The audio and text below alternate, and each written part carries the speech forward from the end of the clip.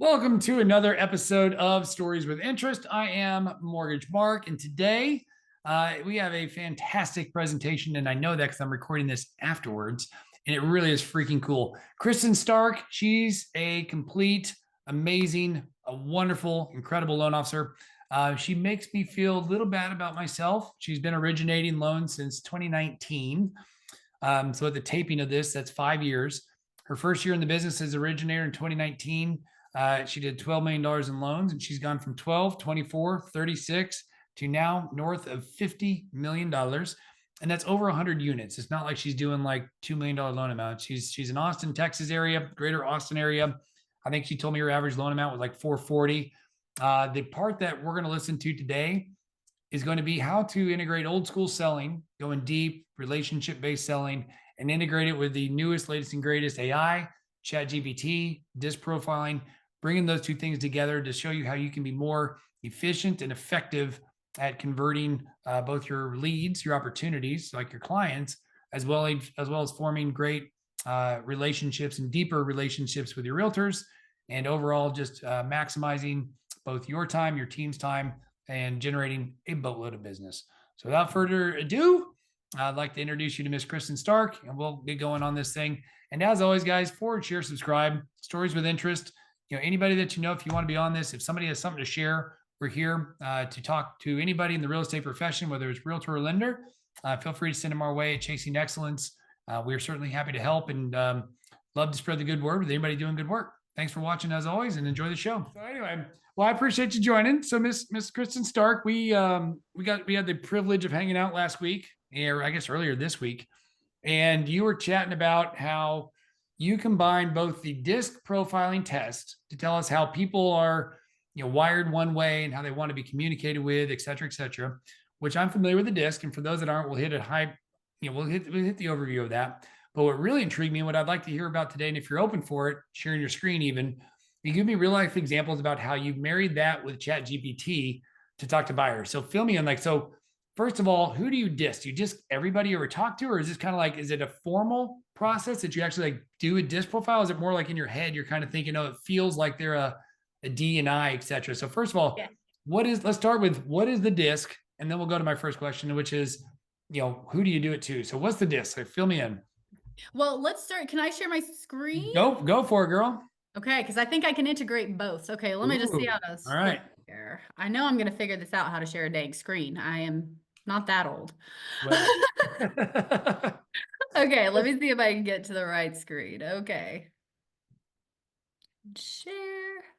Okay. Look at this. We're so tech savvy. So I actually am not using my ChatGPT that I use with my clients just because, their names are in there and all that stuff. So this is kind of. And by the way, full disclaimer, I'm willing to bet you don't put anything personal about the clients. You don't put their socials, their birthdays, their names even. So I just want to make sure I'm clearing you. And, yes. And again, from a compliance standpoint, check with your own people, check with your own legal team, et cetera, et cetera. We don't want to accept any responsibility. We're just showing you what one person could do. How about that? We'll say that you could do this, but you certainly don't put anything. I know we've talked about this extensively. You don't do anything that would get you in trouble. You're very compliant. You're very good at your job, et cetera, et cetera. Cool. All right. Too much so. Go on, so. So just ignore what you're seeing here, because I'm using this just in other things. But we can start by explaining the disc by showing you ChatGPT so we can kind of merge them. Okay. So in this situation, show me a simple way of explaining what the disc profile is. Make it easy to read. I mean, you could even stop there. It can be as simple as that. So when you're first starting off with ChatGPT, use simple prompts, right? As you get to know it, as you get to use it, you will really be able to, the prompts are huge. So I'll go into that a little bit later, but let's start with the disc profile. So do I actually disc, do I do that on every single client?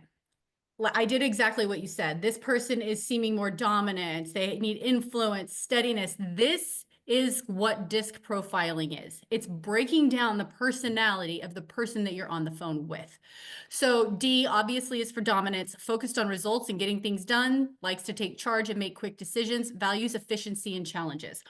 So when I encounter a D for dominance, because you can take this one step further and I can even do that later, But you can say, how do I communicate effectively with a dominant personality? Well, what And for I those watching and those that know me, I am dominant D, right? It's one of those, I will interrupt you, and not on purpose. I try not to, and I try to be patient, and I try not to do it for you, but I wanted, like, let's go, let's go, let's go. So a D is the dominant personality. And again, we're gonna, would you say it kind of like the disc in order? It kind of swings like the pendulums over here from the dominant. And as we go this way, it kind of changes a little bit. Would you agree on that? Yeah. Okay, Yes, cool. Keep exactly. going. But Sorry to you, interrupt. no, it's Smart to be a okay. D. Well, but dominant personalities specifically, they don't need any fluff. They want, at this point, you've gotten exactly what your client needs from you. Let's just say it's an investment, right? They want to rent roll $500 a door, or they're not going to say yes, right? So a dominant personality, I put the numbers together and explain very systematically what it's going to take to get there, especially if I already have an address, right? Okay, we're going to have to get 2% concessions, buy that rate down. Here's that. This is going to yield your rate of return at $500 a door. Very clear, concise, straight to the point, but always mention, hey, I'm here. I wrote your goals down. $500 a door it is. They like to feel heard, seen. They don't really care if you make them feel safe. I'm not going to lie. They really So they're don't. going more for ego stroke, basically, right? Very Like much. And you make feed me feel that. like the king.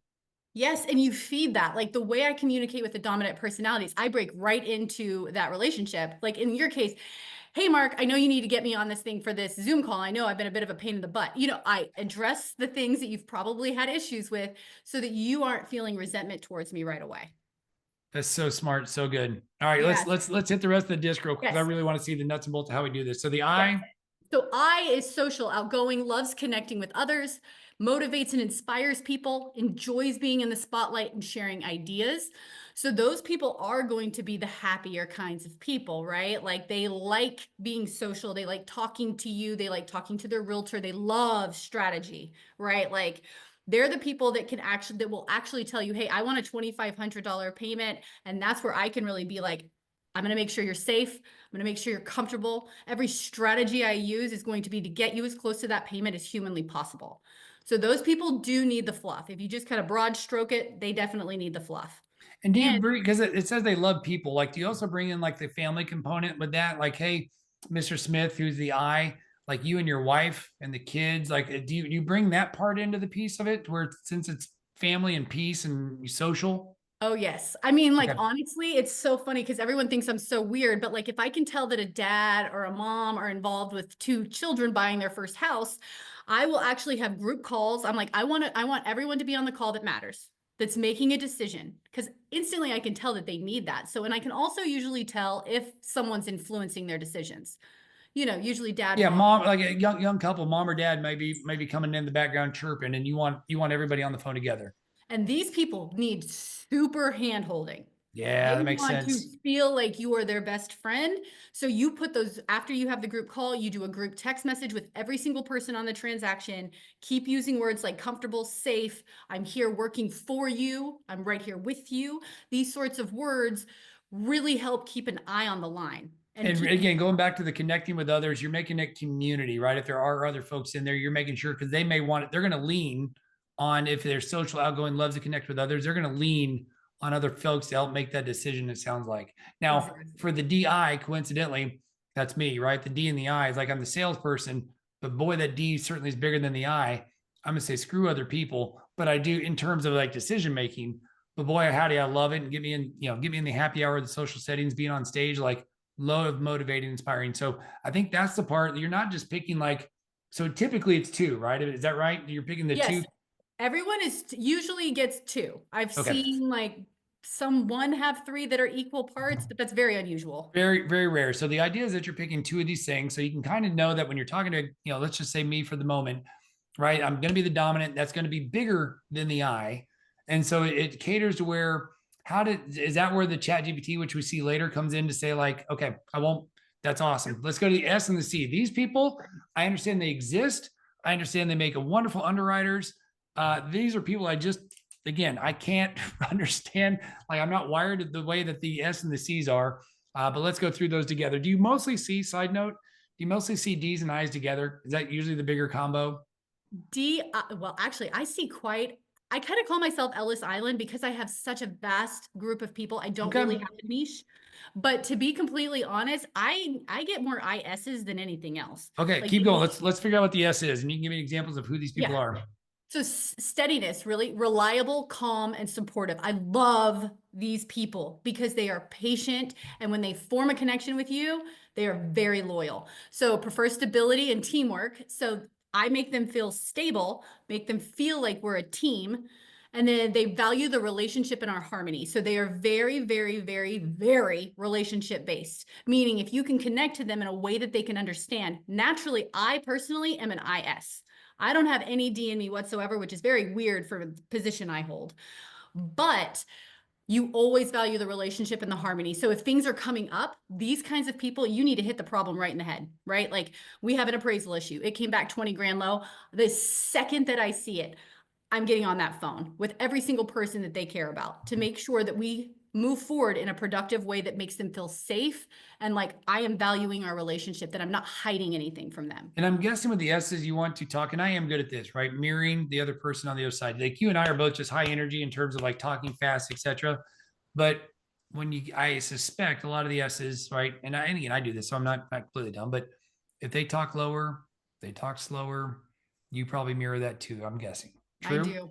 Okay. I mean, I at this point feel like I've been German, French, fast talker, slow talker. I'm whoever the heck I need to be to answer that phone. Right. Whatever it takes to get the point across and make sure they're taken care of. I get that. Okay. Yes. So the values relationship, harmony, teamwork. That's the S. They like the steady, the predictable. If there Yes. is a problem, calm it down real quick, solve the problem together. Got it. All right. What's the But C? from a sales perspective, just before I go, S is be careful because they will shop you if they do not feel that harmony and that Ah, teamwork with you. That to them matters more than almost anything. So if I notice right away that they need that, and I can just tell by the way they're talking, I communicate with them immediately after we get off the phone, and I walk them through basically the pre-approval process just because I know that's what they need from me. I love this. I love this. All right. And what's funny is I've never seen the C as the conscientiousness in this case. But I've heard other words for it. So fill me in on what the C could be known as otherwise, if not that, something else. C are worker bees. They're analytical, they're detail oriented and focused on accuracy, likes to follow rules and ensure quality, values logic and structure. These are the people that want the amortization tables. They want to see the APR. They want to see the things that most, how many points are you charging and why? And at what point is that going to yield a rate of return? See, They these are are your going, accountants, these are your engineers, these are your numbers people. yes, These are the people that are the paralegals, maybe the attorneys. The people yes. are going to cross every T, dot every I, and ask you every stupid question that doesn't really matter. Oh my But God, they're going to call you 8 times a day. Literally 8 times a day, just because they want to make sure there's not one penny you missed. right, And right. if you do, they will hold your little booty to the fire. I'm just But going to they're warn also you. the good ones because they're usually the most organized for paperwork, make your life Yes. better. Once you get over the hump of convincing them that you know what you're doing, that's where the smooth sailing starts because they're so detailed, so good at it that they're going to probably check you on your homework to make sure you're asking for everything you need. Am I right? Exactly. But they're the pain in the butt up front, no question. Yes, but these are the ones that like, I'm not a kind of lender that hides anything. I mean, I literally break down closing costs, escrow. I break down everything. But if Reach. you're a lender that tries to hide stuff from these And people, and like, not and I want to make sure if you try to hide it, it may not be that we're saying you do it maliciously, but maybe you're the one that says, "Hey, let's get big picture in place, and we'll get to the details later." yeah, Understand these people want the details up front. but they will care and they will shop you if you throw a point on there and act like you're giving them a 6.25 rate without telling Right. them. So Hopefully, if you're watching this, be better. But I would say the vast majority of the folks that are watching this are good. They do up front. But I think this is the part that I'm taking away from what you just said. Go the extra effort to make sure all the numbers are known up front. And talk about that now because again, we've all done it. You spend a lot of time and effort. You get somewhere, you do a whole bunch of work, and then they leave you, and you're surprised. Well, it could be that some of your numbers were inconsistent from what they thought they heard or thought they saw up front, and whether you did or didn't, they're leaving, not giving you a second chance because the numbers didn't match up. exactly. Well, these are the people I take more than anything because they, and I mean, like, hopefully most of you guys don't do this, but most of the loan summaries I get, I don't get shocked because they never told them they had 2 or 3, like 2 points on there. Some people are putting over a compliant amount of points. So I would just say, if you encounter someone like this, just be as honest as possible. You don't have to have a lot of emotion with these people because literally they just care about the numbers and the fact that you're honest and you have integrity. I love that. I love that. You're crushing it. So I would say this too. Do you have anything on your process, your system, your database, your CRM? Do you have something that you mark so you can remember when you talk to somebody they're like this? Because I will tell you, most good salespeople, having done this for a long time, I know I do. You kind of hear it, you know it, you see it, you feel it, and you react accordingly. But your team, they may not be, they have the same EQ, or they may not talk to the client as much. Do you have something that you keep even for your own records to say this is a IS person? Like, do you keep that somewhere? Yes. So I, every single call, my first call to the client, I am making notes. This person is super analytical, but kind, sweet, high spirited, religious. I mean, I go so in depth with what they're saying. And then I keep those notes all in a folder. And my team is required to have those notes up every time they are on a conversation because I want them highlighting something, anything from the notes. Like I have something highlighted, I want them to bring it up. If it's a problem that I need to keep them focused on so that they keep pursuing this home, then they know to push on the problem. Or if it's a goal, this is their first home and they're 50. Oh my God, I'm so excited to be a part of this journey. You're putting words in there that they said specifically on that first call. So I keep all of those notes in my file. And then I actually will take, let's just say, okay, how Hold on. Before we get into that, I'm gonna hit one thing while you type. By the way, I was so impressed with your typing earlier. You didn't make one typo. You're so smooth with it. I I'm think the gonna part mess up. I'm a tactics guy. Like, what's the takeaway? So we hear all this, like I do it anyway. I would challenge you. If you do it already, great. And if you don't, I think a few things you do when you take notes, and if you're driving, take at least mental notes. But the really good listening ears, and I'll go Mars Venus on this, right? Like being just your typical big dumb animal guy versus the care nurturing mom over on that side of the Zoom.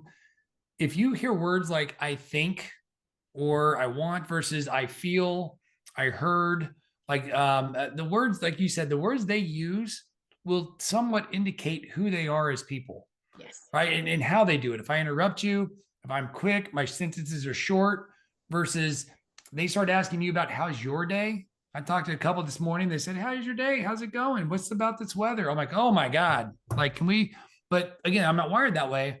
But again, have your better listening here. So my tactic would be try to write down five words they use that you heard that can indicate what disc they might be, because I think doing that will train your ears to be better to where when you hear the words and they say feel, that's not going to be your D, right? If they say I think, or I'm doing this for my family, my son versus whatever, I think those are the things when you're nodding, but you write down, like you take copious notes. I know it. You and your team are great. I'm saying for those that don't, this would probably be a good practice. Write down 5 words in every conversation, or at least three, right? 3 words. Let's keep it easy. 3 words that you can think may relate to their DICS. SC, whatever it is. All right, next one. What are you showing me now? Well, okay, so you can even take it a step further. For those of you guys that haven't used Disc and haven't used ChatGPT, what I did when I first started doing this is I would actually sit in ChatGPT and take my notes on the client in there. And by the time they were done with basically telling me their story, I'm typing in, how do I communicate effectively with them? So this, Wow. yes. So like, for example, Wow. And again, guys, nothing specific. Like you don't need to put the income numbers in there because they're going to do that on the loan app. But if they say, hey, I grew up in Central Texas and I did this and whatever, that is impressive. yes, Really because impressive. even that you should put in their notes, right? Because you can always reference it later. No, Or 100%. 100%. exactly. So then like you might not know what the heck you're dealing with, but you know that ChatGPT can help you, right? You're going to fake it until you make it. So how do I communicate with the DC? Be direct and focused. Show competence and preparation. This is telling you exactly the blueprint you need to be prepared for to communicate the entire way through the process, even post-closing. So you're going to take this and you're going to put it in the notes that you took from that first call, because this is going to show your team how to communicate. You know what's going to happen a year from now? This is my prediction. 18 months from now, there's a CRM where this is built in and this is your notes and it's doing it all for you. That's the hope and dream of what we're working towards. But this is freaking brilliant. Good work. The only problem there is that, we work for mortgage companies. And so it's kind of like the compliance issue seems to be a problem because I keep trying to add AI and I keep getting a lot of like pushback. See, again, she's very compliant, people. Understand, she's very compliant. No, I I agree with you, am. but we agree that this is the future. And the thing that you're doing is you're combining the old school, the relationship going deep with the new school to make sure you convert even better. And Kristin and I were on stage together. I was talking about lead gen and you're talking about conversion, and vastly different. You literally have more than double my conversion rate. So if I could go in and even just a 5% tweak, so mine's 14 to 18%, yours is north of 30. So if I can go in and just take my 18 to add 5%, it's a 20% increase in my income and my volume. It is massive what little tweaks can do. So little things like this, they may not get the whole 5%, but it'll certainly move the needle enough. And you don't need to move the needle a lot when it's just a lot of leads coming in the door. But to your point, like with the leads today you've talked to, you're slammed right now, man. If you can talk to fewer leads but higher quality leads, and this helps you convert them, baby, I'd rather have fewer leads that are more golden than have to me go sift through all the filters that it takes to find the good ones that are in there and do all the, panning for gold, so to speak. Yes. And I I mean, love this. you can utilize this, like even like the conversion, like what you were just talking about. Like for me, I'm hyper focused on getting my conversion north of 40 now. And because then I will grow to almost where I want to be without, because there's a lot of lenders out there, Mark, that are like me, that are ISs. We don't have that dominant Thor's hammer and that sort of stuff. It just doesn't work for us. We have to find a way to work around that, because cold calling never yields results for us because we can't get through the emotional aspect of that. This is a way to start soliciting those listing clients. Take notes on that call whenever you're trying to sell the deal. How does she need to be communicated with so that she will start using me? You can actually put that in ChatGPT. And then every time you're communicating effectively to the listing agent to start recruiting them towards your side. So good. And I would say this too. So a coach once told me long ago, and I believe it. I asked a question. I said, "Hey, should I do this or this?" And he goes, "Mark." And he goes, "No, or and." And I would challenge you, right? The same thing. Like you and I both agree that we could probably somewhere in the middle of what we do is the right answer. Yes. I need to be more like you and go deeper and spend a few more minutes and be a little more patient and ask a few deeper questions to develop the relationship further. I don't want you to get to 40% personally. Again, as a friend, I don't want you to get to 40% conversion. It means you're probably not getting enough leads. Yeah. Right. So in other words, there is that fine line. I think 30, 35, if you're in that, is a sweet and wonderful business to have because you've developed wonderful, powerful relationships that refer you at a high level. I have more business to business relationships and I'm getting a lot more at bats. I'm assuming a lot more at bats because I'm getting crappier opportunities. But the reality is, even the ones that are, the low producing or the low quality ones, like I can hammer the phones and bring those in, but somewhere in the middle is the right answer. So as much as you're shooting for 40, I hope you don't get there. I hope you just increase your leads in some form or fashion and to keep you around 30, but just get more leads to get more at bat. So I think somewhere in the middle is the right answer. I think we both can agree on that. And if you do want to go to 40, and that's your business model, everybody's got different goals. Not everybody wants to do $300 million. Right. Yeah. So whatever it may be, and you're a monster producer and you've been doing this for a third of the time that I've been doing this. So I'm taking notes from you for a reason. All right. So we've done this. Do you keep like the Smiths, the Jones, whatever, like, do you keep the same tab and go back and reference it as you go through this? No. So on this one, just because like I said, I'm very compliant. I don't like to show anything. No, I understand, but on your real version. Yes, I do. So, and you do that by just every time you want to create a new file, you just hit ChatGPT and then it will come down here. So you can see I created one today just for this. This is my social media projects, right? So that is, I usually have client files like that too. And by the way, if somebody's not familiar with ChatGPT, we can absolutely, whether it's my team or you, we can do a separate one so somebody knows it. But I'm tracking with you. Do you make project files for each client, or do you just make a brand new search? Doing the little pen and paper button up there. I have folders. So okay. I have folders for every kind of realtor I'm soliciting. I have every folder for every client, just so that I can put in all the stuff for mine, copy, paste it, give it to my team, so then they can take off and run once they're under contract. Now, one little side thing that I think would be good, I wish someone would have told me this, ChatGPT and disc assessing can go one step further. Let's say you do use social media to solicit. You can put their handlebar in ChatGPT, say, analyze their disc and how to communicate in an effective way with what? What? Yes, you can. And it's so I use that to solicit every single realtor I get. And I communicate with them in the exact way they feel confident. And they're like, I've never seen anything like you. I know. Girl, you've taken it to the next level.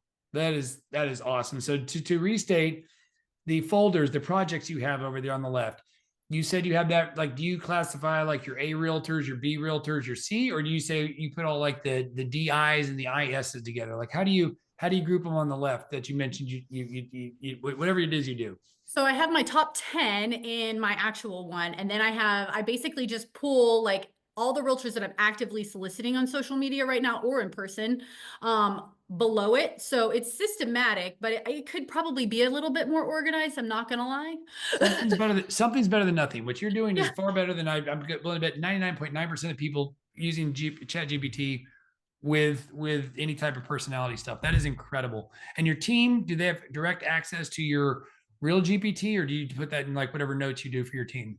Yes, they do. Because I actually got a team chat GPT. So with my team, because I did hire DCs, believe that or not, their personalities are not that easy to mold like mine.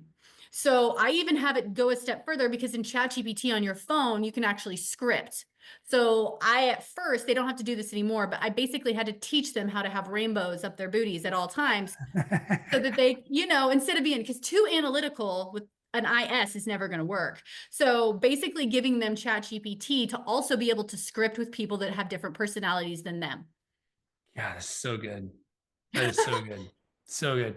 All right, I have so many more questions, but they're all going to take us off topic, so I won't ask them at this moment. What else from a disc to chat GPT? I feel like we're getting close to the end and we've hit stuff. Is that true? Is there anything else you want to hit on, or any else without going down the bunny trail? It's going to open up a can of worms, and we can certainly have a lot more of them on a different episode. But is there anything else here that we need to know as far as the disc and the chat? I mean, you could also use this just because we did talk about rate shopping and try to veer from that. Like if you have a client that basically sends you a text, because they don't oftentimes like to call you and tell you, hey, I'm shopping you, and you lose. So essentially I will take that text that they write me, hey, unfortunately, I've gotten an eighth better of a rate wherever. It's this point, whatever. I take that text, I shove it in here with their disc already assigned. How do I win this deal back? Oh wow, I usually just reply back, suck it. Good for you. I hate No. you is what I say. I hate you. Never talk to me again. Well, because you know what they just gave me, because my clients do feel very close to me. They just gave me the rate I had to beat. So Yep, at of this point, course. I'm pulling pricing and I'm saying, oh, that's so funny. He must have pulled it at a different time. My rate today is this, whatever you have to say. And then you reel back in that relationship. Yep. Yep. And that's the other benefit of what you do, right? Is you do have a relationship so that at least they're more open, susceptible. And I'm obviously joking and exaggerating that I say suck it, but it is what I want to say. But I think We that's the all other want to benefit here, say. right? What you have here is also a great example of if there's ever any emotion in your thought, because sometimes you don't have a night to sleep on it. You have to reply to somebody or do something. I think the real benefit of having this as well is it can take out the emotion, or at least tweak the emotion. It puts as you said, the rainbows back in it. I think that's a really powerful piece, because when you write something later on, like, ooh, that didn't sound great. And I think the other part too is, if as you do this, you teach the chat, it gets to learn from what you do, Yes. and it understands that you want the professionalism, you want the right amount of rainbows, but not too much sunshine. And so it Yeah. helps to craft that to where not only is your messaging effective for them, not only is it efficient, but it helps take away some of those ambiguities that you can't read tonality a lot of times, the tone in the email. Sometimes that can be misinterpreted. So at least here, it helps at least put that in there to some degree. So I didn't even think about that, but that's a wonderful benefit for what you've done. Well, it takes the triggering out, right? Because a lot of people get shopped. Like I talk to a lot of LOs, and a lot of LOs get shopped a lot. When you're getting shopped that much, you're getting triggered yourself and you're Yep. responding in a triggered response. So ChatGPT allows you to take away your trigger. I mean, you can go in here and just be like, mother ever, I hate you, suck it. But write this in a professional, empathetic, wanting to build a relationship Of kind of way. course. Of course. So then, boom, you're back in the game. I mean, I win if they ever shop, I win by using this. I win them back, and that's millions of dollars worth of a business. When I do really want to say, suck it, I'm the best thing ever. Like you suck. Like, Yeah, yeah, you're terrible. You're great. You're lucky to yeah, know me. yeah, you don't even know me. Yeah, You like that don't whole come thing, on, man. it makes Well, me $0. I Zero will dollars. say this. This is great. Now, one last thing, and I just saw, and I hope it's not true, but I did read somewhere that apparently for 100-word email in Chat GPT, it takes about 18 ounces of water to produce that. I'm like, what? Like, think of how much water you're taking from an energy and data consumption. I'm I only feel like sharing this that with is you a because it's really a fun. terrible stat. It's a really terrible stat that will make you think twice. But the reality is, you keep it open, and so do I. Like, it is awesome. It's what we do. And if you don't understand it, and then all the little agents on the top left, like those are all different things that you need to learn and know. It starts with just getting ChatGPT. It starts with then taking notes and being intentional about doing this. The tactics here are very simple. Step one, get chatgpt.com, right? Let's go there, right? So step one is get ChatGPT and use it and just search it and play with it. It'll take you all of 5 minutes to learn how to do it. And step two, start taking better notes, having better listening ears, and being more intentional about trying to map, their personality. And step three, start communicating the way they want to be communicated. So I think those are the three big takeaways. Anything else to add to those takeaways? No, and I mean, we can always do a series 2 or, another one, but I think this is pretty good. This is Yeah. look, phenomenal. Really. And so the little things, again, I've learned stuff. Again, there's all kinds of reasons and benefits for doing this, guys. But the fact that you can put in the handle for their social, I mean, that's like the advanced level. Like, let's go baby steps. But yeah, put in their social, do the homework, create the project folders on the left side. Like watch this through once, go do it. And then once you're good with it, go watch this again and start doing the advanced stuff that Kristin's doing. Cause man, you're sharp, girl. I knew this was going to be good, but this is great. I appreciate you so much because I know you had to squeeze me in today. So thank you for making that happen. You're Yes. amazing. You're wonderful. And thank you for watching another episode of Stories with Interest. Hope you enjoyed Miss Kristin. She's a beast. We're going to have her back on and do more stuff that she's doing because, again, I had so many questions to go through. If you like today's episode, please, like I said, forward, share, subscribe, all that fun stuff. Do what you do to get more folks because, again, the more folks we have listening, I think the more content we can create from the wonderful folks in our industry. So if there's somebody out there that you know or you yourself want to be a part on this, reach out to us, info@chasingexcellence.net, or you can go to our website, chasingexcellence.net, and hit us up. Let us know what we can do to help you. As always, we appreciate you. Have a great day, and let's go dominate and get funky with ChatGPT.